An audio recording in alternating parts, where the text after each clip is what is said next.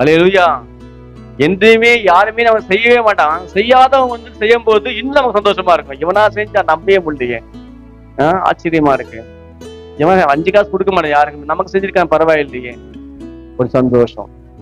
நடக்க முடியாத காரியங்கள் நம்ம வாழ்க்கை நடக்கும் போது நம்ம அறியாம நமக்கு என்ன வருது, மனசுக்குள்ள ஒரு சந்தோஷம் வருது. நம்ம ஏமாத்தப்படுவோம். நமக்கு தெரிஞ்சதா இருப்பாங்க, தெரிஞ்சவங்க ஃப்ரெண்ட்ஸ் எல்லாம் கூட.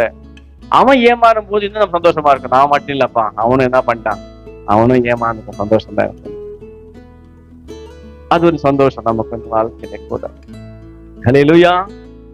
மனுஷனுக்கு சின்ன சின்ன ஒரு சந்தோஷம் வாழ்க்கையில கூட.